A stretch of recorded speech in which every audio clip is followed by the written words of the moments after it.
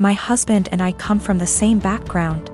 The only difference is that his mother isn't of that ethnicity, so he wasn't raised in the culture like I was. When we started dating, I helped him reconnect with his roots.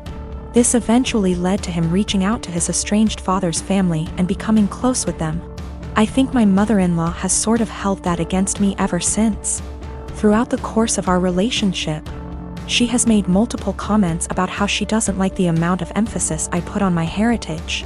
When we told her I was pregnant with twins, she later said something about not wanting her future grandchildren to care about that stuff like I do.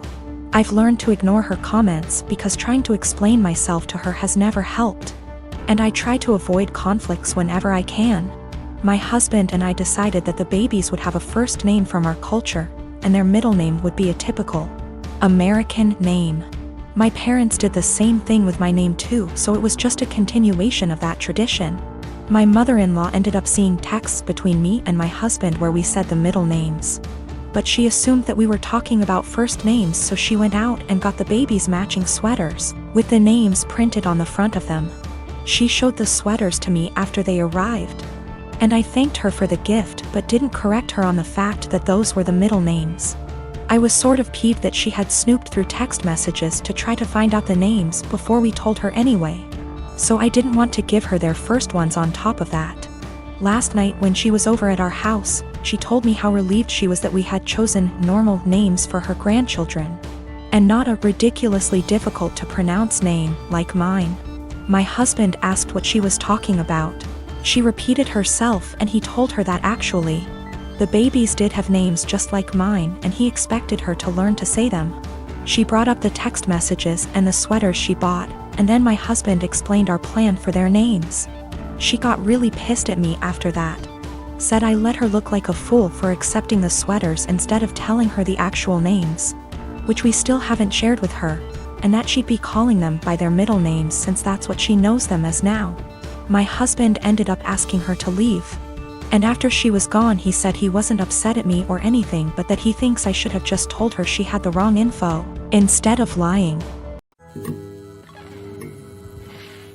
I have this vegan coworker, we'll call her Vegan, who is very active on FB and in the office about being vegan and how cruel farming is and everything. Each to their own. I don't necessarily disagree with her views on animal cruelty, but here's the thing, I'm a hunter. Not a trophy hunter, but I do shoot feral pigs, rabbits, ducks, introduced, classified game ducks, and foxes, and I fish too. All except for the fish are classified as pests. Foxes especially kill native wildlife and farm animals, and farmers will often put you up on their property for free to hunt them. I have passed tests here, especially for identification of game ducks versus protected species, and practice ethical hunting. I.e. allow the animal to have a fair chase, no dogs or tracking devices. Practicing marksmanship and dispatching prey swiftly and humanely and not wasting the meat. None of that is obviously good enough for Vegan. When she first came onto the team and told everyone she was vegan, I kept my mouth shut about my hunting. I also think she's really intolerant because she preaches to people about how going vegan will help with their various ailments, and always turns up her nose at people heating up meat in microwave. As a result, we've kind of consciously started excluding her when we get up for lunch.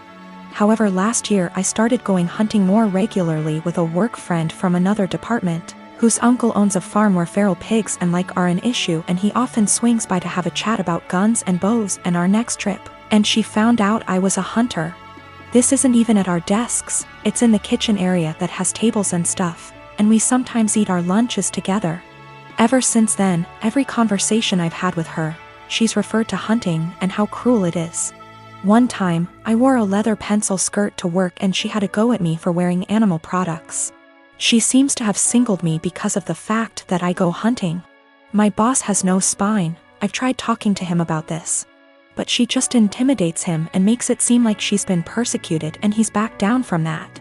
She even tried to get a vegan shelf in the fridge and tried to rope in some Hindu vegetarian guys to do that, but they pointed out that they use milk and cheese and honey in their cooking. They also think she's nuts. It's gotten to the point where we go out for drinks on a Friday night at 5 and we never ask her. I don't organize these things, a coworker does, but my boss told me, when I brought it up in one-on-one meeting, That she feels really left out and she seems to think it's my fault because I've been here for longer and I'm somehow poisoning them against her, or something. I have since been conscious of this. If anyone starts conversation about vegan, I just say I don't talk to her unless it's work related and she's more than adequate at her job. It's actually become something of a joke or catchphrase. I told my boss I don't organize anything except official events and she's always been invited.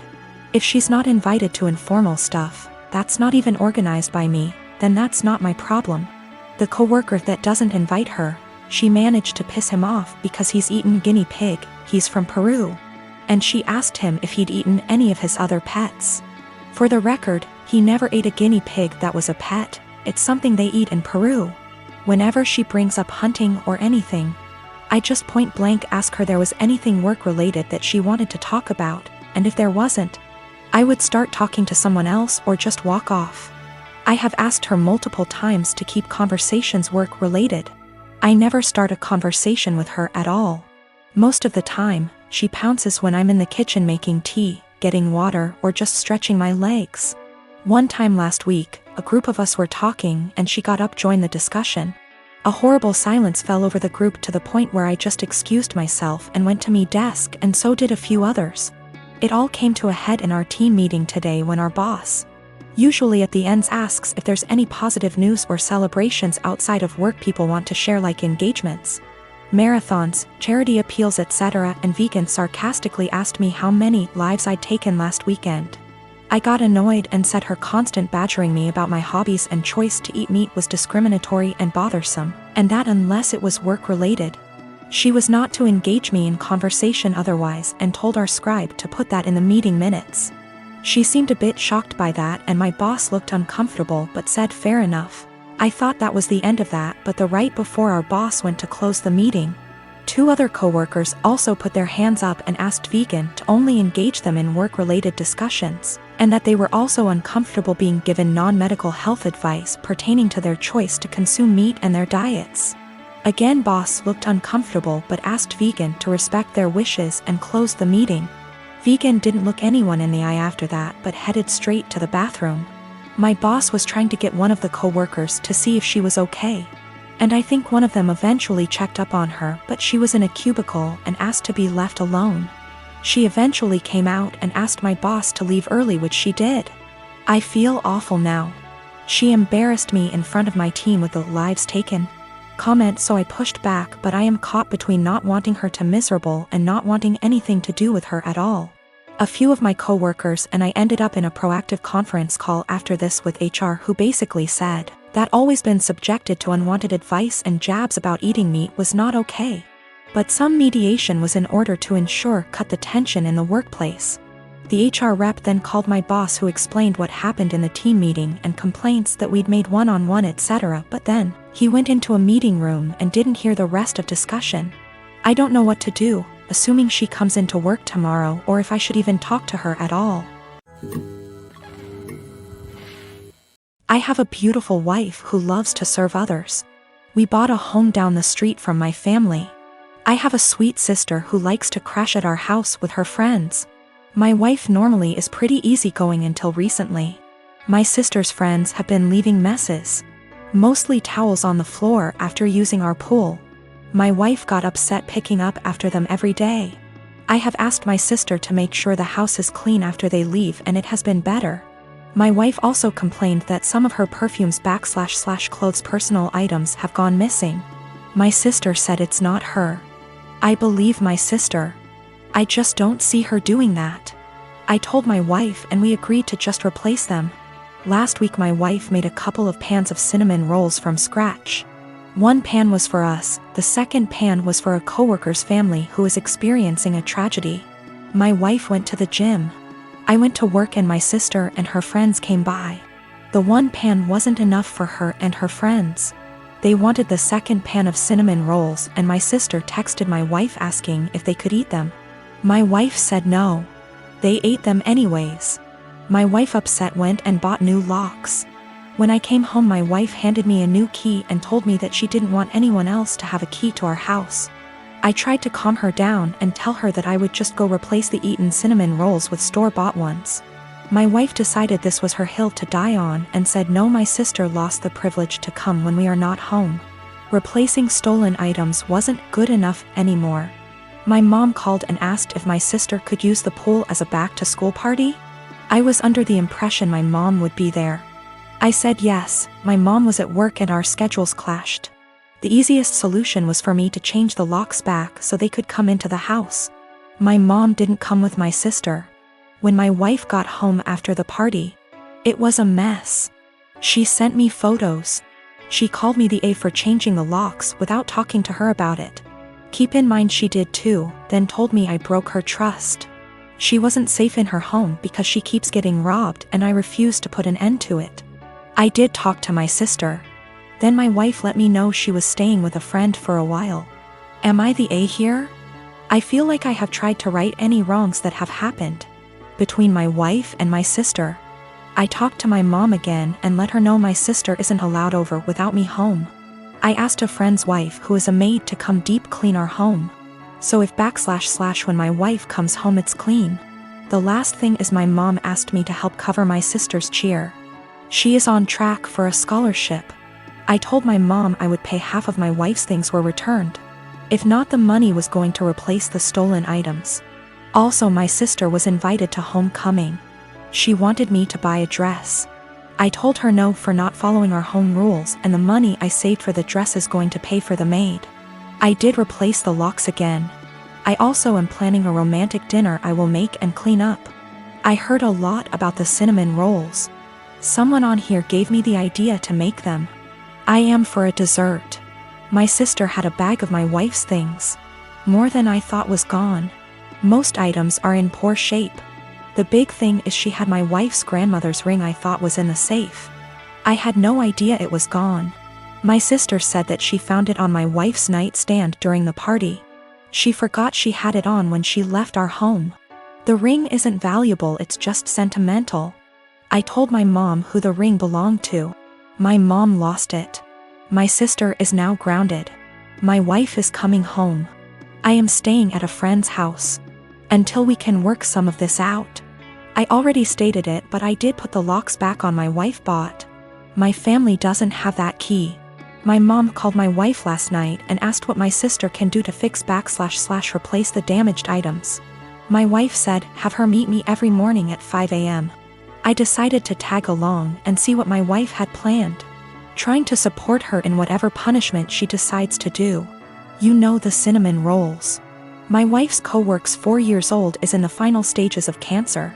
My wife's plan is for my sister and her to prepare breakfast, get their other kids up and ready for the day, start laundry, basic cleanup, so her co-worker and his wife can spend as much time as he can with the sick child before work. My sister was silent the whole time coming back home. I can tell it really hit her that her life isn't as hard, even being grounded. Me, nurse. Working 50-ish hours a week in pediatric ICU. Cry at least once a week because that is hard. My salary pays our bills. All of them. Husband has a degree but isn't looking for a job. Works 2 days a week at the grocery store. Spends most of his time playing. Today was supposed to be a good day. I had been begging my husband to swap his Saturday shift to literally anything else so that we could have days off together. We haven't had a weekend together since our wedding, 18 months ago. Today was supposed to be our first Saturday off together. We were going to go to an animal sanctuary. He starts the day by going to breakfast with his best mate, leaving before I even wake up. I wake up around 9 and realize he is not home. Call. He says he's helping his mate set up some lights and that the weather is too rainy for the animal sanctuary anyway. He gets home at 1-ish. Lies around. Plays some video games, promising we would cook dinner together tonight. Leaves again at 5 to help the same mate with something else. I go grocery shopping. I don't drive because of medical issues, but I walk there and back in the rain. I get home, realize I've left my keys inside. Call husband, knowing he's 5 minutes away. He says he will leave in a minute.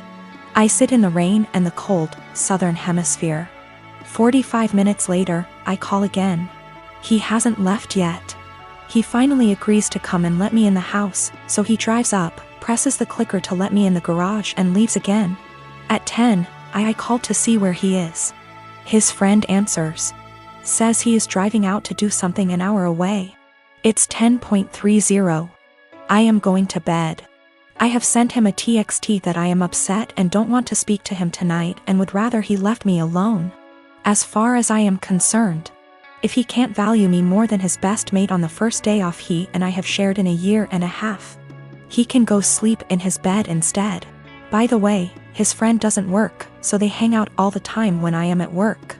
He is going to be upset. And he is gonna tell his mate and his mate is going to tell him I'm being a. I am 26. We weren't always like this. I don't know what changed. I'm fairly confident he's not having an affair, and I fully intend on talking this through, but at a time that isn't 4 a.m.